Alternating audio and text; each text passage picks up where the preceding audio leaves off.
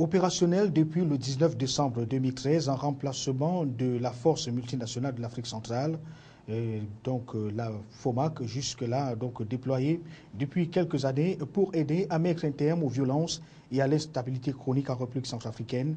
La MISCA, en tant que mission internationale de soutien à la Centrafrique, est aujourd'hui à faire son bonhomme de chemin. Mais quelle est donc la situation sur le terrain depuis le déploiement même de cette mission? Quelles sont les différentes forces en présence? Quels sont les apports aussi bien de l'Union africaine que de l'Organisation des Nations Unies? Voilà autant de questions que nous allons aborder, interroger pour comprendre dans le cadre de cet autre numéro de conversation, votre émission au cours de laquelle nous revenons sur les points marquants de l'actualité. La crise centrafricaine étant toujours d'actualité, nous allons donc aborder cette question dans le cadre de ce numéro avec le général congolais Jean-Marie Michel Mokoko, qui est donc le représentant spécial de la présidente de la Commission de l'Union africaine en République centrafricaine. Il est également le chef de la MISCA, donc le chef de la mission internationale de soutien à la Centrafrique. Et c'est un monsieur qui a plusieurs casquettes. On se rappelle qu'il a été dans le passé le chef d'état-major des armées congolaises à la fin des années 80, conseiller spécial du chef de l'État Denis Sassou Nguesso. Jean-Marie Michel Mokoko est présenté aujourd'hui comme un fin connaisseur des questions de maintien de la paix sur le continent africain. Monsieur, merci de nous avoir fait votre amitié en nous rendant visite dans nos studios de Camille 24 à Douala. C'est moi, c'est un honneur d'être interrogé par un journaliste africain sur une question qui est une question préoccupante et sur laquelle les dernières évaluations qui ont été faites par les uns et les autres sont considérées de notre côté comme un peu en dessous de ce qui se passe réellement sur le terrain. Avec vous, nous allons donc taire à toutes ces supputations-là qui ne sont pas souvent la bonne information, qu'on peut dire que la rumeur, elle est en bas, mais la vérité, elle vient d'en haut. Puisque nous avons la chance de vous avoir sur ce plateau, nous allons commencer par ce qui fait même déjà l'objet de votre escale ici. Je sais, nous savons que vous venez de l'Éthiopie. On aimerait comprendre la raison de votre déplacement à Addis Abeba. Alors, comme vous le savez, dans quelques jours, il va être voté au niveau du Conseil de sécurité une résolution qui probablement va programmer la transformation de la MISCA en une opération de maintien de la paix onusienne.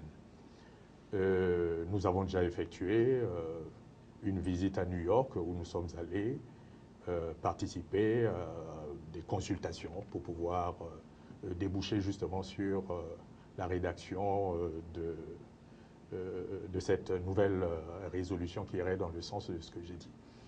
Et puisque vous parlez d'Addis Abeba, effectivement, j'ai été invité là-bas pour participer à un conseil, à une réunion du Conseil de paix et de sécurité de l'Union africaine en rapport avec justement la situation, l'évolution de la situation à Bangui et certainement des accommodations qui devront être faites pour que la MISCA déjà, au niveau de l'Afrique, se prépare à cette transformation qui était prévue dès le départ. Hein.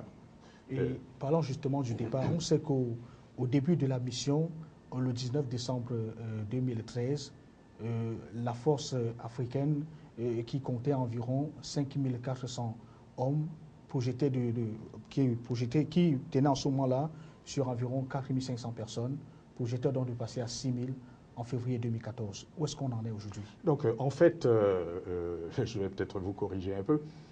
En fait, lorsque le Conseil de paix et de sécurité a décidé de transformer la MICOPAX, qui était sous la responsabilité de la sous-région, en une mission africaine, le Conseil de paix et de sécurité avait autorisé un effectif de 3260 personnels en gros, hein, en uniforme comme la composante civile. Parce que ce genre de mission est constitué de plusieurs composantes. Il y a une composante force, une composante police et une composante civile, hein, qui regroupe tous les départements droits de l'homme, avec toutes les questions liées au genre, aux abus sexuels, etc. Et puis, il y a une composante logistique, hein, parce qu'il faut de la logistique pour qu'une telle mission, une mission importante comme celle-là, puisse fonctionner. Et donc, au sommet, vous vous souviendrez qu'au sommet Afrique-France, les chefs d'État se sont concertés au niveau, en marge de ce sommet pour porter les effectifs à 6 000. Tout à fait. Et donc, quand nous prenons la direction de la MISCA le 19 décembre 2013, nos effectifs commençaient à être générés au niveau de 3 200. Et à la date d'aujourd'hui, et plus précisément à partir du 15 janvier, nous avons atteint les 6 000 hommes parce que nous avons reçu 2 autres contingents, le contingent du Rwanda et le contingent du Burundi.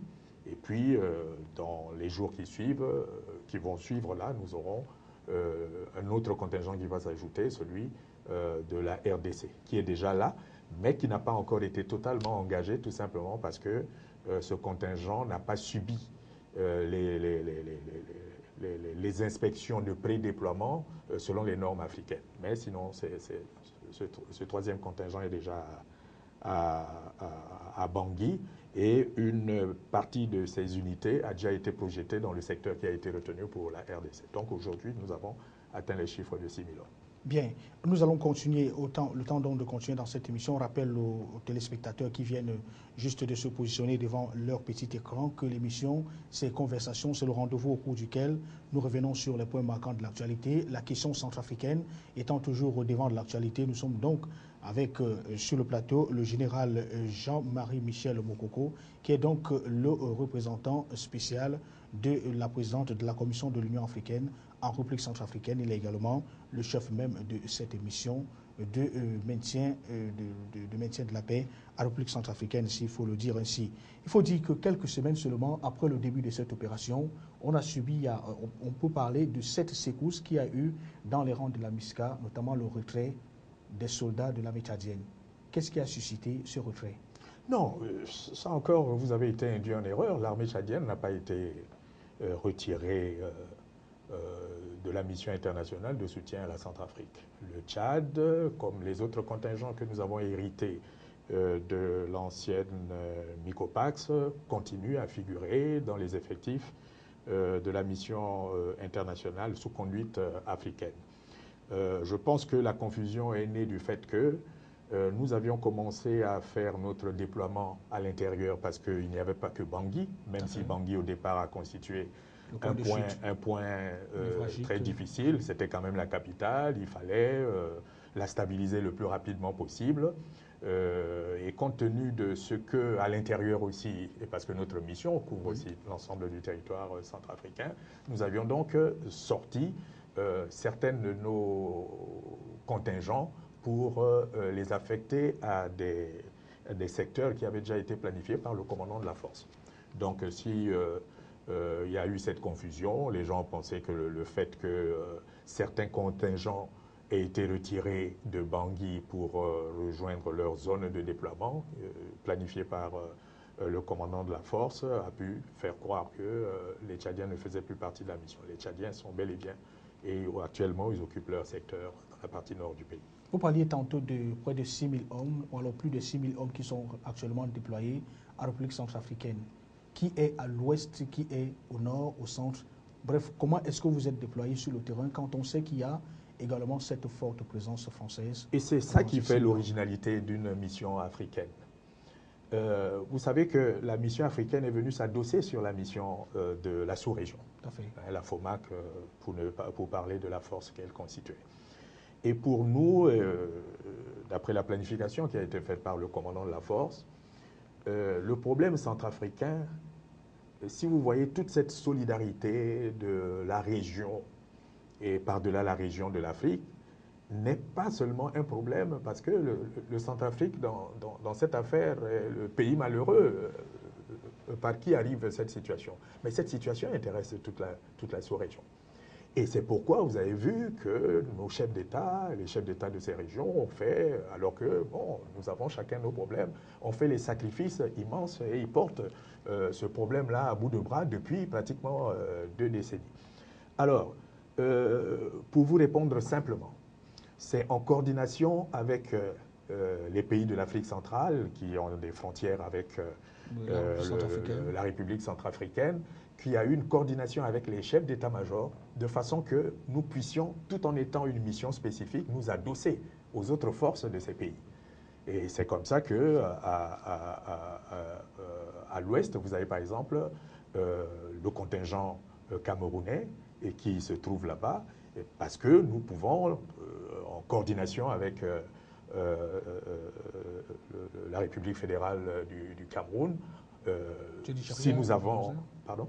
Parler de la République fédérale. Le Nigeria? Non, du Cameroun. Du Cameroun.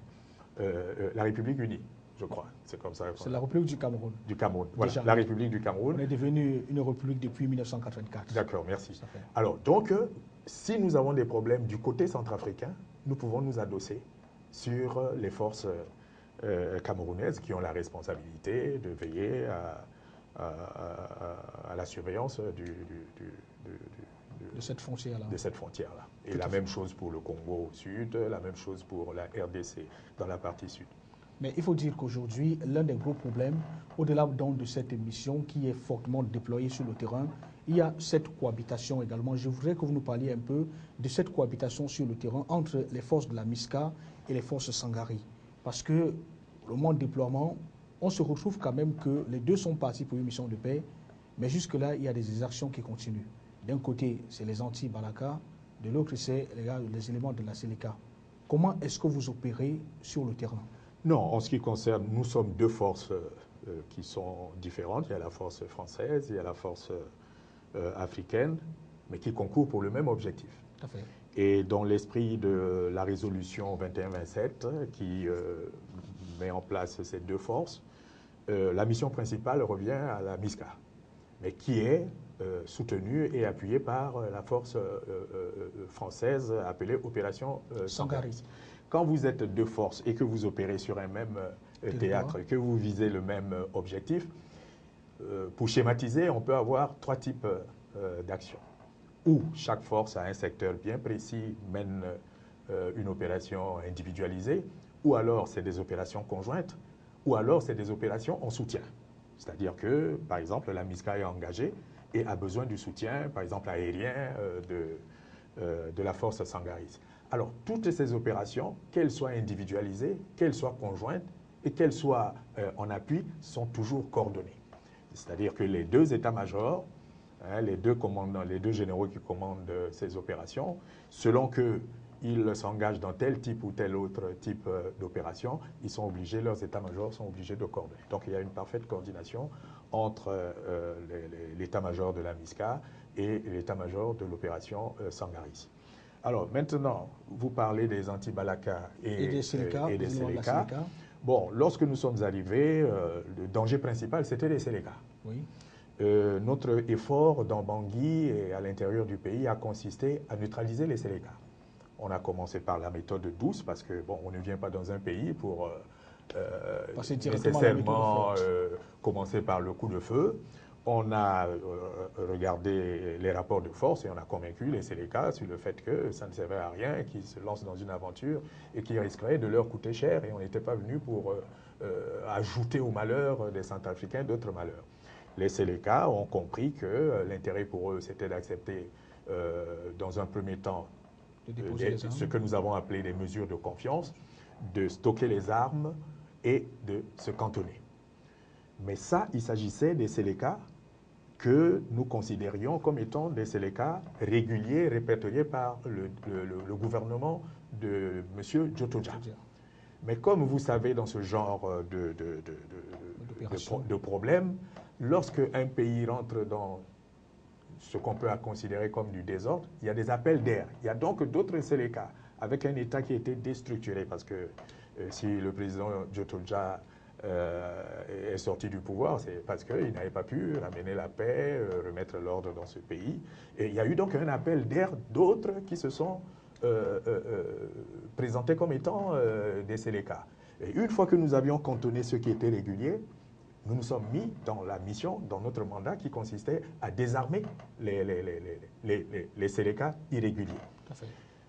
Alors, vous voyez donc que tout ce qui était mis sous l'étiquette Séléka ayant été neutralisé, Et ça a donné, ça a revigoré ce qu'on a appelé les anti-Balaka. Et les anti-Balaka, c'est une espèce de nébuleuse constituée à la fois des déserteurs des forces armées centrafricaines et aussi des gens qui ont été instrumentalisés par des hommes politiques dans un pays où il n'y avait plus de chaîne pénale, il n'y avait plus de police, il n'y avait plus de gendarmerie. Ça a été donc un ramassis de ce que nous considérons comme étant des bandits. Aujourd'hui, la situation, elle se présente comment? Il se passe quand même que les éléments de la Séléka, on n'en parle plus trop aujourd'hui, mais il se passe quand même que, d'après les informations recoupées à bonne source, dans l'ouest du pays, on aurait quelques 15 000 musulmans aujourd'hui pris dans le piège des éléments anti-Balaka. Voilà. Comment est-ce que vous faites pour amener la sérénité Pour résumer, bon, il y a des choses sur lesquelles je ne dirai pas en public parce que bon, ça relève du secret défense, c'est assez délicat. Le problème qui se pose aujourd'hui, c'est que il y a par rapport aux exactions commises par les Séléka un fort ressentiment contre les Séléka. Vous savez que quand les Séléka sont partis du nord, ils sont descendus, ils ont commis beaucoup d'exactions. Bon, vous savez, c'est des armées, des milices qui sont constituées sur des bases absolument pas seulement ethniques, mais des gens qui n'ont pas de formation, qui souvent n'ont pas d'éducation. Et quand ils sont arrivés dans un pays qui était déjà en proie à beaucoup de difficultés, bon, ils ont vécu un peu sur l'habitant en faisant n'importe quoi. Et quand ils sont arrivés à Bangui, ces exactions ont continué, ce qui a exaspéré les populations. Donc quand les Séléka se sont retrouvés affaiblis, parce que nous les avions cantonnés, nous les avions désarmés, ça a revigoré, comme je vous ai dit là, l'instinct de ceux qui ont souffert de ces exactions. Et là, il y a tout un conglomérat, à la fois des FACA qui étaient la plupart des déserteurs, et puis bon, des bandits de grand chemin, puisque je vous ai dit, il n'y avait plus de chaîne chaîne de sécurité, la chaîne de contrôle pénal. Alors, à cela, il y a eu l'amalgame. Oui.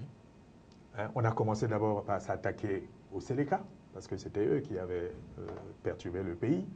On a confondu les Séléka aux Tchadiens, on a commencé à attaquer s'en prendre aux Tchadiens, y compris même les Tchadiens du contingent qui étaient là avec la FOMAC depuis longtemps. Et puis après, ça s'est transformé, les Tchadiens ont été identifiés aux musulmans. Bon, dans un pays où la pauvreté a atteint un seuil tout à fait intolérable, il est apparu que ceux qui apparaissent comme les nantis là-bas, ce sont justement les commerçants et qui sont soit des Sénégalais, soit des Tchadiens, soit des Camerounais et qui pour la plupart étaient des musulmans. Donc en réalité, sous cet aspect des musulmans, mais c'était aussi le fait des pillards, des voleurs qui s'attaquaient à ceux qui apparaissaient à leurs yeux comme étant des nantis. Alors, bon, vous savez par exemple que les États ont été obligés à un moment d'organiser des ponts aériens pour évacuer leur population qui se sentait, mettez-vous à la place d'un chef d'État qui apprend que ces populations sont en train de réclamer d'être rapatriées, etc. Alors, et à ce moment, donc ça s'est transformé. En réalité, c'est comment dirais-je, une situation sociale qui a amené des gens à s'en prendre à ceux qui étaient mieux nantis. Et il se trouve que ces gens, pour la plupart, étaient des musulmans qui ont beaucoup plus de dons dans le commerce que les Centrafricains. Et puis, c'est comme ça, de fil en aiguille, le ressentiment qu'il y avait contre les Séléka s'est transformé en un ressentiment contre les musulmans. Et puis, les musulmans, se sentant en insécurité, ont dû donc tout faire, pour quitter le pays, pour ceux qui étaient des étrangers, mais pour ceux qui sont des Centrafricains, de rejoindre les zones où ils seraient beaucoup plus en sécurité. Mais en ce moment, bon, ce qui se passe, c'est que, contrairement à l'idée qu'on a voulu donner qu'il s'agit d'une guerre de religion, il n'y a pas une idéologie ou chrétienne ou musulmane pour s'en prendre et pour justifier le fait qu'il y ait une guerre religieuse. Et au moment où je vous parle, dans beaucoup de localités, que ce soit à Bossangwa, à Boali, à Yaloké, les musulmans sont hébergés dans des sites, malheureusement, bon, ça nous dérange tous qu'ils se retrouvent hors de leur... parce qu'ils ont peur Ils ont peur de... Ils sont pour certains dans des églises. Voilà, ils sont dans des églises où ils sont cathédrales. sécurisés par les chrétiens. Et puis, ils sont en plus, du point de vue de la sécurité, sécurisés par les éléments aussi bien de Sangaris que de la MISCA. Mais c'est une question qui revient toujours. Il se passe quand même qu'aujourd'hui, certains de ces éléments-là, vous parliez tantôt de ces commerçants musulmans qui continuent quand même à subir la violence des anti-Balaka sous le regard impuissant des forces Sangari et de la MISCA. Comment est-ce que ça peut se faire ainsi? N'est-il pas temps aujourd'hui de passer à une véritable force d'interposition militaire? Disons que pour nous qui sommes sur le terrain, la situation n'est quand même pas comme celle que nous avons vécue en décembre. Nous ne sommes plus en face des gens qui sont armés et contre lesquels nous devons faire jouer notre mandat de la force. Aujourd'hui, ce qui se passe, c'est plutôt du banditisme qui ne dit pas son nom, parce que justement, je vous ai dit, notre mandat ne nous autorise pas de tirer sur des pillards. Nous, on doit désarmer. On demande d'abord par des sommations que les gens désarment. S'il y a de la résistance et si en plus ils nous mettent dans une situation de légitime défense, ben, nous utilisons la force. Aujourd'hui, ce qui se passe, c'est quoi? Pour nous, moi je reçois tous les matins, depuis à peu près un mois, je reçois ce qu'on appelle les bulletins de renseignement quotidien. Bangui, situation calme, nuit calme. À l'intérieur, situation calme, nuit calme. Alors parfois, on se met à rêver, on dit, bon, on tient le bon bout. Et puis, vers 10 heures, c'est la Croix-Rouge qui vous dit, au fin fond du quartier, on a trouvé 3, 4 personnes qui sont égorgées. Donc aujourd'hui, il n'y a plus d'affrontement direct. Hein, c'est des phénomènes qui sont liés au fait que les anti-Balaka ont, pour notre désavantage, l'avantage qu'ils ont, eux, de se fondre dans les populations. Et la population a été tellement traumatisée que malgré nos appels à la dénonciation des crimes crapuleux qui s'opèrent, personne, les gens vivent dans la peur, personne ne nous donne le renseignement dont nous avons besoin. Donc vous avez un problème de collaboration avec la population? Non, on n'a pas de problème, mais la population vit dans la peur, on comprend hein, les atrocités qu'il y a là-bas, qu'on a vécues, qu'ils ont vécues. Mais aujourd'hui, pour revenir au bilan, nous sommes passés des 100 morts par jour et peut-être même par semaine. Aujourd'hui, il y a 4 jours, je recevais le responsable de la Croix-Rouge qui disait que la situation s'est considérablement améliorée. On est passé de 10 morts il y a à peu près 15 jours à 3-4 morts par semaine. Mais ce qui est déjà trop. Même s'il n'y avait qu'un seul mort, pour nous, on considérait que bon, notre mission n'est pas totalement accomplie. Mais on a donc affaire à ce banditisme et c'est pourquoi je n'avais peut-être pas répondu totalement à la question que vous m'avez posée. Quand je suis allé assister au Conseil de paix et de sécurité, j'ai demandé dans le renforcement qu'on attend de la MISCA qu'un effort particulier soit fait sur la composante police parce qu'en réalité, nous avons aujourd'hui affaire à des problèmes qui nécessitent plus l'emploi de la police que des forces armées pures. Et pour vous dire que la situation pour nous, on la considère qu'elle s'est considérablement améliorée sur les 6 000 hommes que nous avons aujourd'hui. Bon, à Bangui, nous n'avons plus que 2 000 puisque les 4 autres ont été déployés à l'intérieur.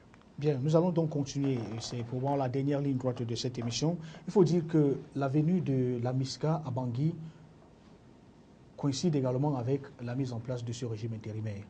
Aujourd'hui, quelles sont vos relations sur le terrain? Comment est-ce que vous travaillez ensemble pour amener la paix dans le pays au bout de l'année 2014? Alors, la mission internationale de soutien à la Centrafrique est une mission intégrée. Pour l'instant, puisque c'est l'aspect sécuritaire qui est le plus préoccupant, on ne voit plus que l'aspect sécuritaire. Mais dans l'esprit du mandat, nous sommes là-bas pour aider les autorités centrafricaines dans tous les compartiments de l'activité qu'ils auront à développer, notamment en ce qui concerne la feuille de route. Et la feuille de route a une mission principale, c'est celle d'organiser les élections. Oui. Mais pour pouvoir organiser les élections, il faut quand même qu'il y ait la stabilité et qu'il y ait le retour de l'autorité de l'État sur toute l'étendue. Alors, nous sommes là pour aider par nos conseils, par les appuis que nous pouvons solliciter au profit de la Centrafrique. Hein, quand je dis nous, c'est toute la communauté internationale, la sous-région, l'Afrique et puis le reste de la communauté internationale. Là, par exemple, nous savons que bon, l'élection de Madame la Présidente a constitué un moment important qui, pour nous, suggérait que bon, la stabilité, l'arrivée d'une femme à la tête d'un État comme celui-là, d'une maman, et qui était déjà familiarisée avec les organisations de maintien de la paix, etc., réconciliation. puisqu'elle avait même participé à une phase importante de la réconciliation En du 2004. pays. Mais pour que cette dynamique tienne la route, il faut que ce gouvernement bénéficie de certains leviers, dont notamment la résolution de la remise au travail des Centrafricains, parce que vous savez qu'ils sont à peu près à 6 mois sans salaire, et tout ça contribue à déstabiliser le pays, notamment avec l'activisme des anti-Balaka. Donc nous travaillons en respectant bien entendu la souveraineté de l'État centrafricain, à apporter tous les conseils, tous les concours qu'il faut pour que ce gouvernement prenne effectivement les affaires centrafricaines en main. Parlons justement du maintien de la paix. L'Organisation des Nations Unies est partante pour déployer au moins 12 000 casques bleus, mais ce ne sera pas avant 6 mois. Est-ce que le délai, est-ce que l'attente ne se fera pas longue? Écoutez, il y a une confusion. Tout le monde, pour ceux qui ne connaissent pas ces affaires-là, bon, les gens pensent qu'une opération de maintien de la paix est une panacée pour résoudre tous les problèmes de la Centrafrique. C'est complètement faux. Nous savions déjà, nous, Union africaine, qu'il s'agisse de l'Union africaine, qu'il s'agisse des Nations unies, nous avons, les deux organisations, des avantages comparatifs qui, chacun dans les domaines précis, qui sont indéniables. En ce qui concerne le leadership politique, on pense que les Africains sont quand même à même de comprendre les enjeux, de bien les expliquer. Et puis, bon, nous avons notre palabre africaine qui fait que, pour moi, en tant que chef de la mission, il m'est plus facile de rencontrer le président, et parfois même dans un contexte tout à fait particulier qui ne serait pas, pour ne prendre que cet exemple-là, qui ne serait pas évident pour quelqu'un qui viendrait de l'extérieur du continent, parce que nous avons nos habitudes, nous savons comment résoudre les problèmes. Alors, nous sommes, au niveau de l'Union africaine, tout à fait, c'était prévu dans la résolution 21-27 qu'il y aurait une opération du maintien de la paix, mais ce que nous demandons au niveau de l'Afrique, c'est que cette opération du maintien de la paix, à l'image de ce qui s'est passé entre la MISCA et la MICOPAX, viendra s'adosser sur l'existant.